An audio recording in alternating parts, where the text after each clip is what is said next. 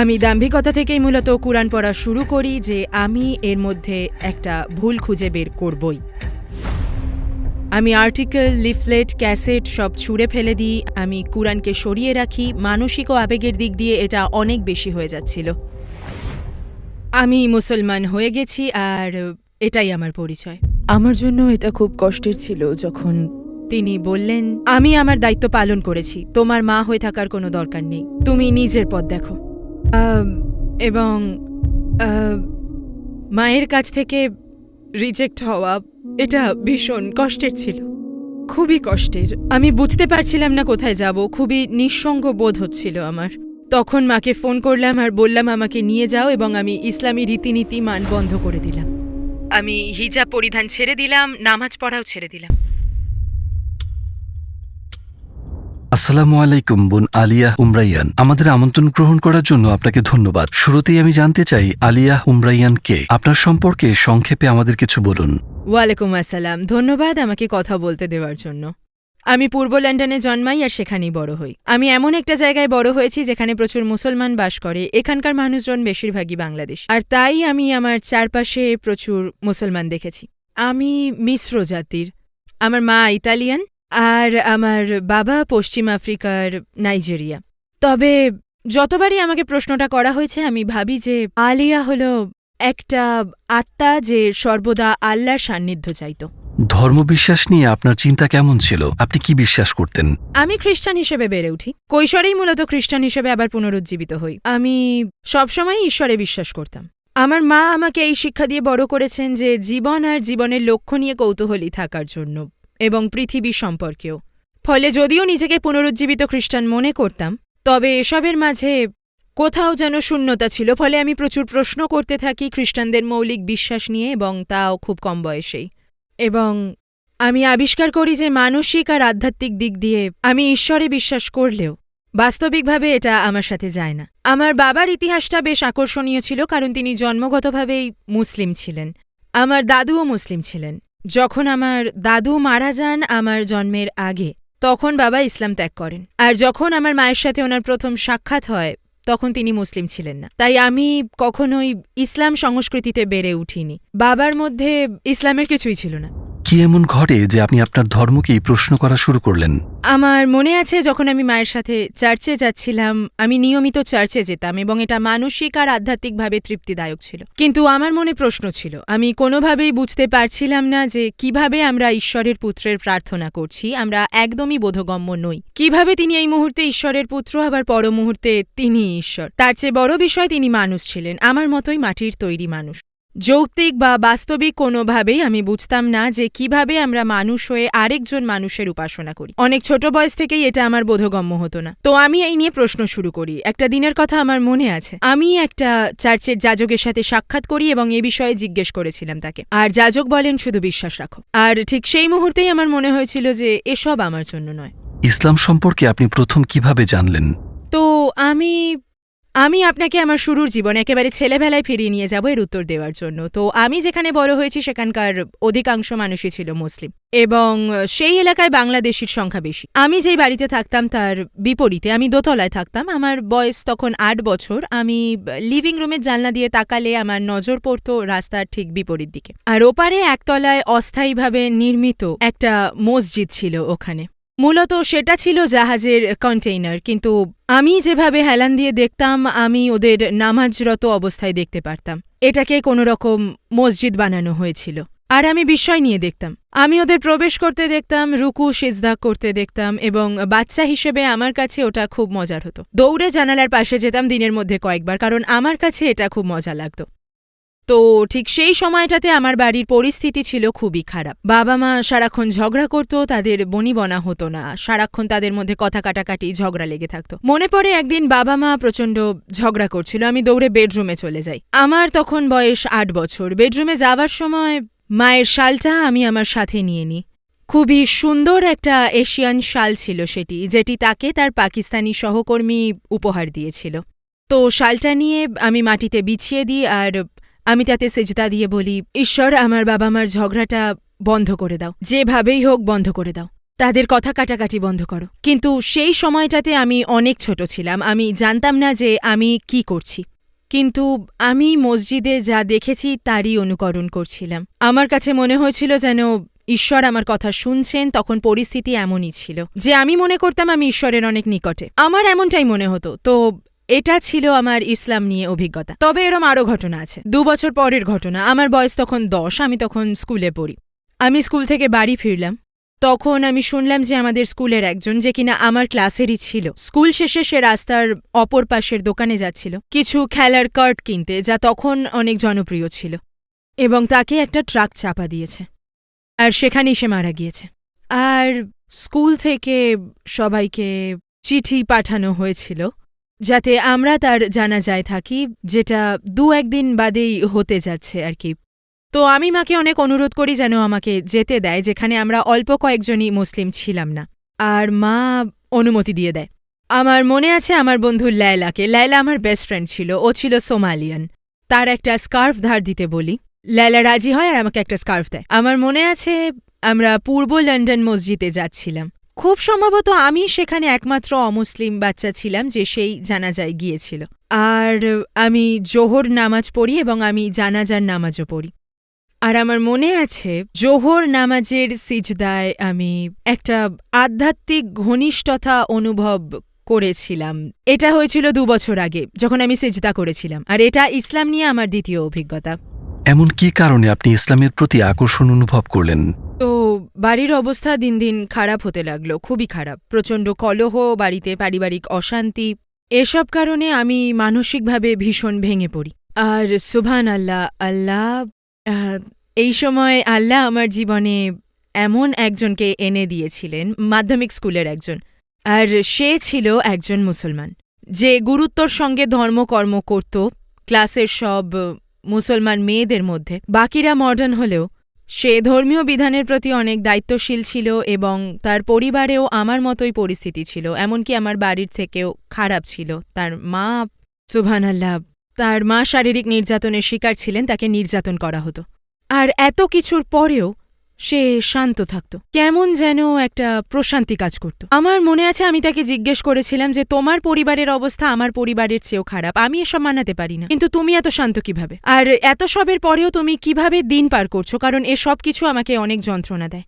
আর সে জবাব দিল, এটা আমার বিশ্বাস, আমার বিশ্বাসই চলতে সাহায্য করে। আমি ভাবতাম যে আমি জানি মুসলিম হওয়া মানেটা কি, কিন্তু আমি এমনটাও মনে করতাম যে ইসলাম খুবই সেকেলে বা পুরাতন একটা ধর্ম। একই সাথে আমার সেই বন্ধুর জন্য আমার মনে একটা ভালো লাগার জন্ম নেয়, আমরা খুবই ঘনিষ্ঠ হয়ে যাই। আমাদের মধ্যে অনেক তফাৎ ছিল, সবাই কম বেশি আমাকে চিনত। সে শান্ত ছিল, ধর্মীয় বিধিবিধান নিয়ে থাকত, কিন্তু আমরা অনেক ঘনিষ্ঠ হয়ে যাই। তখন আমি ইসলাম সম্পর্কে জানতে শুরু করি, বিভিন্ন আর্টিকেল পড়া শুরু করি, তখন আমি বিভিন্ন রেকর্ড শোনা শুরু করি, আমি কুরআন পড়া শুরু করি খুবই দাম্ভিকতা থেকে, যে আমি এর মধ্যেকার ভুল খুঁজে বার করবই যাতে আমার বান্ধবীকে বাঁচাতে পারি। কেননা আমার মনে হতো যে হিজাব জিনিসটা ভুল, আমার মনে হতো এটা তার কেরিয়ার, ভালো একটা জীবনের পথে প্রতিবন্ধকতার সৃষ্টি করছে। আর বড় হতে হতে আমি আমার এলাকায় দেখতাম যে পুরুষরা হাঁটছে আর তার অনেক দূরে তাদের পেছন পেছন স্ত্রীরা হাঁটছে। মুসলিমদের সম্পর্কে আমি একটা খারাপ ধারণা পোষণ করতাম। আশ্চর্যের বিষয় হল এত সবকিছুর মাঝেও তার মধ্যেকার শান্তি, নির্মলতা আমাকে অবাক করে দিত যে এই ধর্মই এটা তৈরি করেছে তার ভিতরে। আবার অন্যদিকে আমি এটাও মনে করতাম যে এটা তার এগিয়ে যাওয়াকে সীমাবদ্ধ করে দেবে, তাকে নির্দিষ্ট গণ্ডির মধ্যে আটকে দেবে। তো এই চিন্তা থেকে আমি তার সাথে বিতর্ক করতাম, নিয়মিতই আমি তাকে বোঝাতে চাইতাম। আর যতই সময় যেতে লাগলো উল্টো আমি বুঝতে লাগলাম যে ইসলাম সত্য ধর্ম, আর এটা আমায় ভীত করে তুলেছিল। আমি ধীরে ধীরে বুঝতে পারি, আমার অন্তরে পরিবর্তন হতে শুরু করে, বিবেক আমাকে প্রশ্নবিদ্ধ করে। কোনো ত্রুটি আমি খুঁজে পাইনি, শুধু এটুকু পেয়েছি যে এটা হলো একটা পরিপূর্ণ জীবনবিধান এবং বৈজ্ঞানিকভাবে কুরআন সত্য। আর আমার গবেষণায় আমি খুঁজে পেয়েছি কুরআনের অলৌকিকত্ব, কোনো ভুলই ছিল না। আর এটা আমাকে ভীত করে দেয়, কারণ যদিও আমি তখন অনেক ছোট, কিন্তু আমি এমন ধরনের মানুষ ছিলাম, যদি আমার কোনো কিছু পছন্দ হয়ে যায় তবে সেটাকে আমার সামর্থ্যের চাইতেও বেশি আঁকড়ে ধরি। তো আমি বুঝতে পারি যে আমার মধ্যে পরিবর্তন আসছে এবং নিশ্চিত কাবু হতে শুরু করি। এর অর্থ আমার জীবন পরিবর্তন করতে হবে, আর এটাই আমাকে ভীত করে তোলে। ঠিক কি কারণে আপনি তখনও কালেমা পাঠ করেননি? এরপর কিভাবে আপনি মুসলিম হলেন? তো আমি অনেক ভীত ছিলাম, এত সন্ত্রস্ত হয়ে পড়ি যে এক পর্যায়ে আমি আমার বন্ধুদের সাথে যোগাযোগ বন্ধ করে দিই। সব আর্টিকেল, লিফলেট, ক্যাসেট ছুঁড়ে ফেলে দিই। কুরআনকে দূরে সরিয়ে রাখি। মানসিকভাবে প্রচণ্ড ভেঙে পড়ি। আমি আমার বিশ্বাস নিয়ে ভীষণ ভীত ছিলাম। আমি ভয় পেতাম যদি আমার লাইফস্টাইল পরিবর্তন করতে হয়। এমন নয় যে দুনিয়াবি জিনিসের প্রতি আমার অনেক মোহ ছিল, তবে আমি ছিলাম স্বাধীন, আর এই স্বাধীনতা সমর্পণ করে দেওয়া আসলেই ভীতিকর, বিশেষত যখন আপনি জানবেন না এই বিশ্বাস থেকে আপনি কি পাবেন। তবে আমি আমার বিশ্বাস থেকে অনেক কিছু পেয়েছি, তো আমি তার সাথে যোগাযোগ বন্ধ করে দিই। তো এভাবেই চলছিল। আমার মনে আছে আমি পরীক্ষার প্রস্তুতি নিচ্ছিলাম। কোনো এক সপ্তাহের ছুটির দিনে আমি প্রস্তুতি নিচ্ছিলাম, কিন্তু কোনো এক অদ্ভুত কারণে আমি মনোযোগ দিতে পারছিলাম না। শুধু ইসলাম সম্পর্কেই ভাবছিলাম। আমি যা খুঁজে পেয়েছিলাম সেগুলো মাথার মধ্যে ঘুরছিল, আর চিন্তাগুলো যেন সারাক্ষণ আমার অন্তরে আনাগোনা করে যাচ্ছিল। ভাবছি কেবল কুরআনের বৈজ্ঞানিক সত্যতা নিয়ে, স্রষ্টার অস্তিত্ব নিয়ে, নবী মুসলমানের সত্যতা নিয়ে, নবিয়তের ব্যাপারে। এগুলো একটার পর একটা মাথায় আসছিল। তো মাথা থেকে এগুলো ঝেড়ে ফেলতে আমি আশেপাশে একটু হাঁটাহাঁটি করতে বের হই, একটু মুক্ত বাতাসের জন্য। আমি রাস্তা পার হওয়ার জন্য দাঁড়াই। আমি বাতিটা সবুজ হওয়ার অপেক্ষা করছিলাম। জেব্রা ক্রসিংয়ের বাতিটা সবুজ হয়, অতঃপর সবাই পার হচ্ছিল, কিন্তু আমি পারছিলাম না। আমার মনে হচ্ছিল যে আমার পা দুটো আটকে গেছে, আর আমার মনে হচ্ছিল যদি এই রাস্তা বা অন্য কোনো রাস্তা পার হতে যাই এবং কোনো গাড়ি আমাকে চাপা দেয়, তবে আমি প্রকৃত সত্য জেনেও তা গ্রহণ না করেই মারা যাব। আমার কি হবে তাহলে? আর এই চিন্তাটাই আমাকে আচ্ছন্ন করে রাখে যে কেন আমি সত্যটাকে জেনেও গ্রহণ করছি না। তো বাড়িতে এসে আমি লায়লাকে ফোন দিই। ফোন রিসিভ করে আমার গলা শুনে সে অনেক খুশি হয়, আর আমি তাকে বলি যে আমি বিশ্বাস করি এবং আমি কালেমা পাঠ করতে চাই। দিনটা ছিল ছুটির দিন, সোমবার। আমি কালেমা পাঠ করি, আলহামদুলিল্লাহ। আপনার ইসলাম গ্রহণের বিষয়টা আপনার পরিবার কিভাবে গ্রহণ করে? তখন আমি যেরকম ছিলাম সেই দান্তিক আচরণেই আমি মাকে বলতে যাই। আমি বাসায় পৌঁছেই মায়ের দরজা নক করি। দরজা খুলেই মা আমাকে হিজাব পরা অবস্থায় দেখে। খুব ভালো একটা সিদ্ধান্ত ছিল না, এটা ভালো কাজও ছিল না। আর মা পুরোপুরি হতভম্ব হয়ে গেল যখন তাকে আমি বললাম, হ্যাঁ আমি মুসলমান হয়ে গেছি আর এটাই আমার পরিচয়। মা ভেবেছিল এটা কিছুদিনের জন্য। 24 বছর হয়ে গেছে ইসলাম গ্রহণ করি, আলহামদুলিল্লাহ। তবে পরবর্তী সময়টা কঠিন ছিল। পরিবার, বন্ধুদের হারাতে হয়। ইসলাম গ্রহণের কয়েক বছর পর আমি সম্পূর্ণ একা হয়ে যাই, আর সত্যি বলতে খুবই কঠিন সময় যাচ্ছিল। ইসলাম গ্রহণের পর আপনি কি কি চ্যালেঞ্জের সম্মুখীন হন?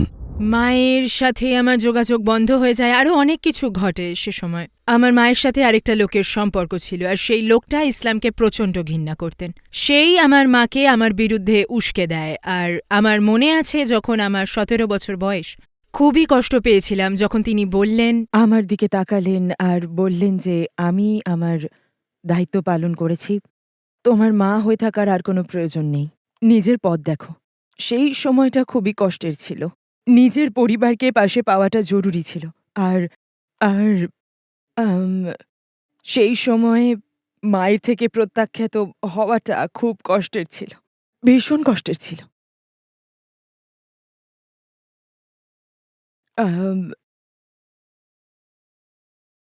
খুব কঠিন ছিল সেটা। আর তারপর সেই অল্প বয়সে নিজের বেঁচে থাকার জন্য কাজ খোঁজা, নিজেকে সামলানো, একা চলতে শেখা, আরও আরও অনেক সমস্যা, অনেক জটিলতা মোকাবিলা করতে হয়েছে যা খুবই ব্যক্তিগত। পরিবারের সমর্থন ছাড়া ভীষণ কঠিন ছিল। আমি একদমই একা হয়ে গেলাম। আর আমি একটা বিশেষ ইসলামী ধর্মের মাধ্যমেই ইসলাম ধর্ম গ্রহণ করি, কিন্তু পরে সেই গ্রুপও ত্যাগ করি। মূলত আমি দিক বিদিক ছুটে বেড়াচ্ছিলাম একটা গ্রুপ থেকে অন্য গ্রুপে, সেই সাথে যখন আমার পরিবার থেকে এরকম ব্যবহার চলছিল, আমি বুঝতে পারছিলাম না আমি কোন দিকে যাব। আমি ইসলামেও নতুন, ফলে মুসলিম হিসেবে আমি অস্তিত্ব সংকটে ভুগছিলাম। তাই পরিবার থেকে আমি প্রত্যাখ্যাত ছিলাম। আমি এক ইসলামী গ্রুপ থেকে আরেক ইসলামী গ্রুপে গেলাম, কিন্তু দুটো গ্রুপ সম্পূর্ণ ভিন্ন রকমের চিন্তাধারা লালন করত, আর আমি কোনোভাবেই নিজেকে মানিয়ে নিতে পারছিলাম না। আমি খুবই নিঃসঙ্গ বোধ করতাম, আর এটা আমাকে অসুস্থ করে দেয়। আমি হসপিটাল থেকে আমার মাকে ফোন করি আর বলি যে প্লিজ আমাকে নিয়ে যাও। আর আমি ধর্মচর্চা বন্ধ করে দিই, হিজাব পরিধান বন্ধ করে দিই, নামাজ পড়া ছেড়ে দিই, মুসলিম কমিউনিটি থেকে নিজেকে দূরে সরিয়ে দিই। কিন্তু তখনও ঈমানকে আঁকড়ে রাখি। এর কারণ ছিল আমি সম্পূর্ণ যৌক্তিকভাবে চিন্তা করে মুসলিম হওয়ার সিদ্ধান্ত নিয়েছি, আর এই কারণেই পরীক্ষাগুলো আমার সক্ষমতার বাইরে চলে গিয়েছিল। আপনি আবার কিভাবে ইসলামে ফিরে আসলেন? আসসালামু আলাইকুম ভাই ও বোনেরা, আমাদের ভিডিওর 80% দর্শকই আমাদের চ্যানেলের সাবস্ক্রাইবার না, আর আমরা একটি অলাভজনক প্রতিষ্ঠান। আমাদের ভিডিওতে বিজ্ঞাপনও বন্ধ করে দেয়া থাকে। টুয়ার্ডস ইটার্নিটি কেবল একটি ইউটিউব চ্যানেল না, এটি একটি মাদ্রাসাও। এখানে আমরা নিজেদের ও তরুণদের ইসলাম সম্পর্কে শিক্ষা দেবার চেষ্টা করি। আমরা এই জন্য আপনাদের সাবস্ক্রাইব করতে বলি, যাতে আমরা ইসলামের এই সত্যবার্তা সবার মাঝে ছড়িয়ে দিতে পারি। আমাদের চ্যানেল সাবস্ক্রাইব করাটা একটা ছোট কাজ হতে পারে বটে, যার ফলে আমরা লাখ লাখ মানুষের কাছে ইসলামের বাণী পৌঁছে দিতে পারি। তাই চলুন লাইক ও সাবস্ক্রাইব করি আর একসাথে টুয়ার্ডস ইটার্নিটির সফর করি। আপনি আবার কিভাবে ইসলামে ফিরে আসলেন? তো আমি একটা চাকরি পাই এবং আবার ঘর ছেড়ে চলে যাই। আমি বিভিন্ন কিছু নিয়ে ব্যস্ত হয়ে পড়ি, কারণ আমি স্বাধীন ছিলাম। নতুন মুসলমান হওয়ার পর যে সমস্যাগুলো হচ্ছিল সেগুলো এখন আর হচ্ছে না, কিন্তু এসবের মাঝে শূন্যতা ছিল। এই শূন্যতার সাথে আরেকটা অনুভূতি কাজ করছিল, কিছু একটা ঠিক হচ্ছে না। আর তারপর কয়েক বছর সেভাবে কাটানোর পর সেই শূন্যতা অনেক বেশি পীড়া দিতে শুরু করে, এবং আমি জানতাম আমার আকীদা বিরোধী জীবনযাপন এই শূন্যতার মূল কারণ।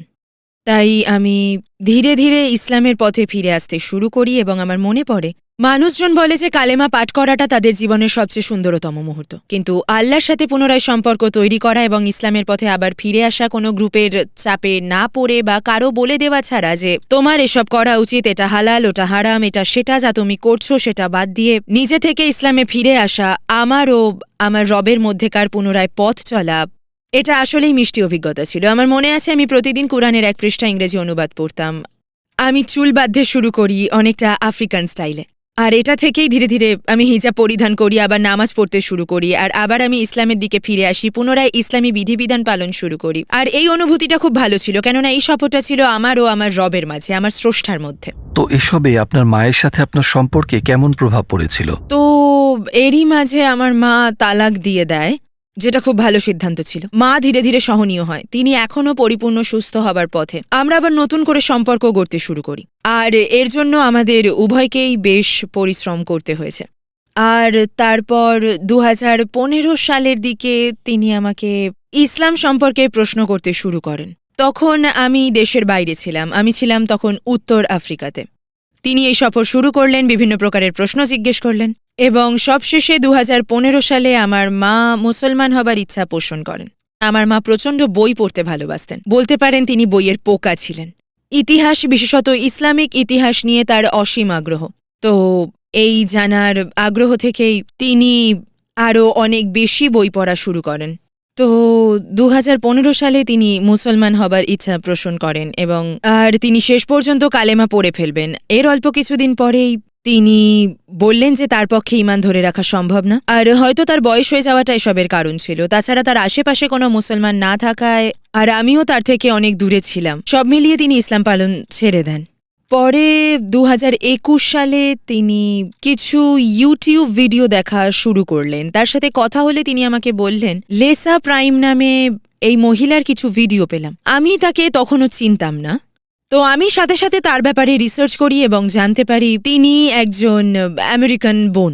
আর এরপর আমার মা শেখ খালেদ ইয়াসিনের ভিডিও দেখা শুরু করেন। তো তার সাথে যখন কথা বলছিলাম তিনি প্রচণ্ড উৎসাহিত ছিলেন, বলছিলেন আমি এই লোকটার ভিডিও দেখছিলাম, তিনি কে আমি চিনি না, কিন্তু তার কথাগুলো একদম মন ছুঁয়ে যায়।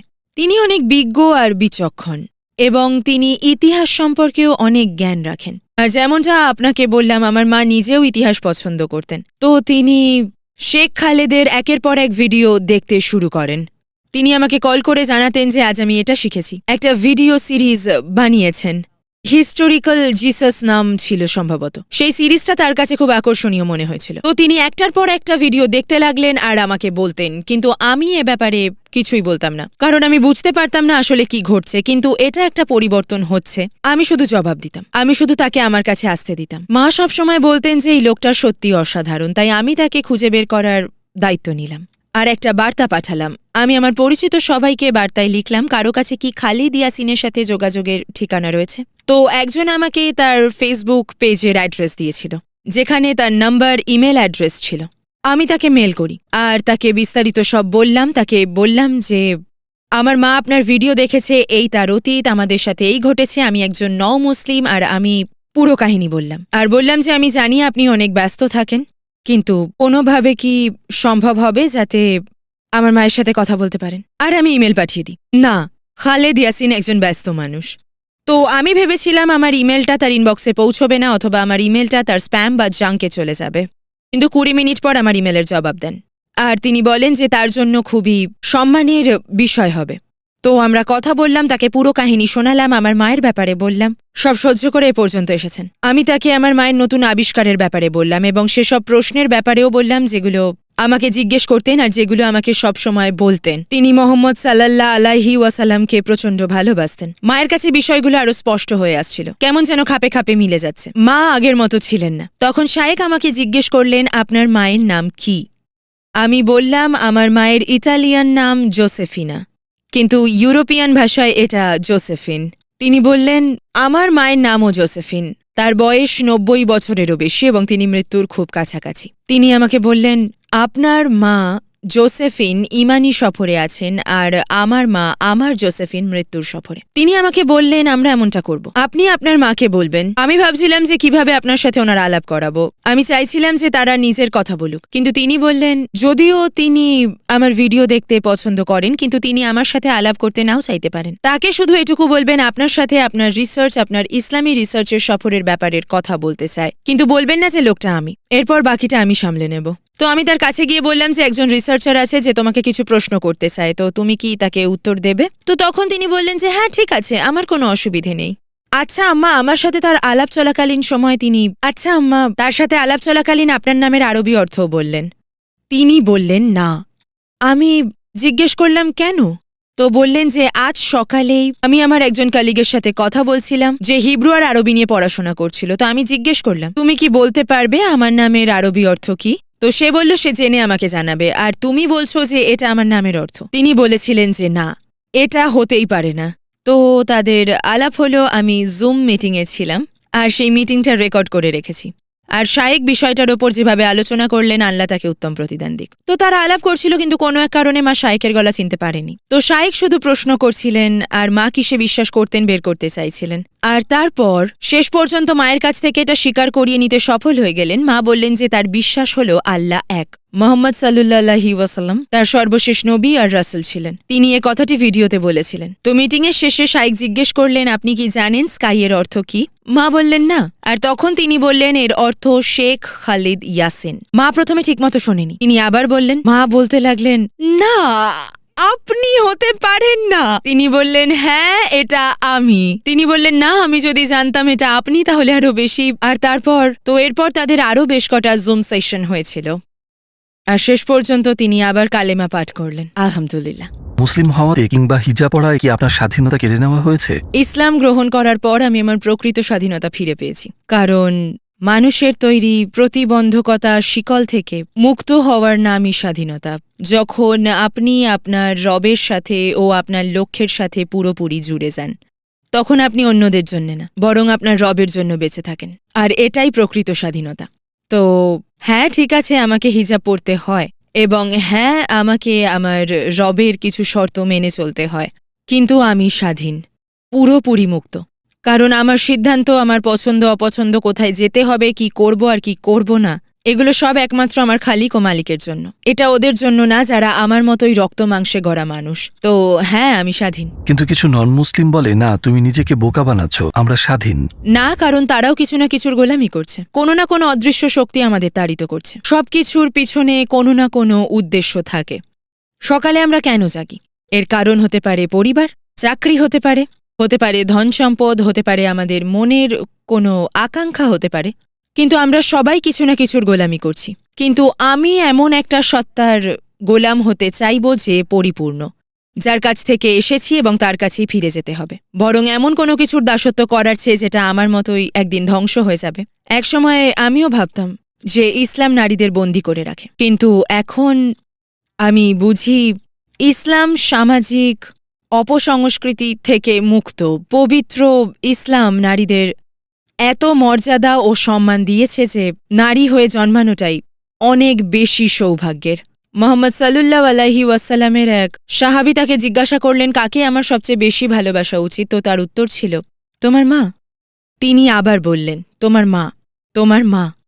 আল্লাহ নিজে আবার তার নবী সাল্লাল্লাহু আলাইহি ওয়াসাল্লামের মাধ্যমে শরিয়তের নারীদের জন্য যে সম্মান, নিরাপত্তা, সাপোর্ট এবং অধিকার দিয়েছেন তা থেকে এটাই প্রতীয়মান হয় যে ইসলামে নারী হীরার চেয়েও দামি, উজ্জ্বল খাঁটি হীরের মতো। যখন আমি ভাবি যে আল্লাহ তাআলার তরফ থেকে যদি আমি হেদায়েত না পেতাম তাহলে আমার কি হতো, হয়তো আমি হারিয়ে যেতাম, আদৌ বেঁচে থাকতাম কিনা। প্রতিদিন ঘুম থেকে ওঠা আমাকে স্মরণ করিয়ে দেয় আমার লক্ষ্য পূরণের জন্যই আমাকে পাঠানো হয়েছে, আর এই বিশ্বাসটাই আমাকে আরও আল্লাহর সান্নিধ্যে নিয়ে যায়। এ থেকেই আমি অনুভব করি প্রকৃতপক্ষে ইসলামেই একজন নারী স্বাধীন, সে সম্মানিত, সুরক্ষিত এবং নিরাপদ। ইসলামেই নারীরা সর্বোচ্চ মর্যাদার অধিকারী। আপনাকে যদি সুযোগ দেওয়া হয় দুনিয়ার সব অমুসলিমদের 1 মিনিট কিছু বলতে, তাহলে আপনি কি বলবেন? আমি তাদের বলবো যে আমাদের জন্মানোর পিছনে অবশ্যই কোনো বড় কারণ বা মহৎ আছে, কেবলমাত্র ডেইলি রুটিন মেনে বেঁচে থাকার জন্য নয়। আর যদি আপনি এটাই মনে করেন তাহলে এটা খুব তুচ্ছ একটা কারণ জীবনের এই উত্থান পতন, চড়াই উতরাই, এত কষ্ট, পরিশ্রম, এসবের কোনো মানে হয় না। যদি এরকমই হতো তাহলে আমাদের কেন সৃষ্টি করা হয়েছে? আমি তাদেরকে এই বিষয়ে ভাবতে বলবো, তাদেরকে এটা বিবেচনা করতে বলবো যে ঘটনাবহুল এই জীবন। যেমন একটা ফুল, কিভাবে একটা বীজ থেকে একটা গাছ হয়, গাছে সঠিক সময় এত সুন্দর ফুল ফোটে, তারপর আবার মারা যায়, কেন এমনটা হয়? আমি তাদেরকে বলবো সাগরের কাছে যেতে, সাগরের গভীরতা অনুভব করতে। এই সাগরের গভীরতম অন্ধকার স্থানেও প্রাণ আছে। একটা পাতার দিকে তাকাতে এবং তার এই জটিল ডিজাইন নিয়ে চিন্তা করতে, নিজেকে প্রশ্ন করতে যে পাতাটা কিভাবে সৃষ্টি হলো, কোথা থেকে এটা এসেছে, এই পাতাটা সৃষ্টির উদ্দেশ্য কি, ফুলটা সৃষ্টির উদ্দেশ্য কি, সাগর সৃষ্টির উদ্দেশ্য কি, আর তারপর ভাবতে যে আমিও কিন্তু এই সৃষ্টি জগতের অংশ। যদি এই পাতাটার একটা উদ্দেশ্য থাকে, ফুলটার একটা উদ্দেশ্য থাকে, তবে আমার উদ্দেশ্য কি? তাদের এটা জিজ্ঞেস করতাম আমি।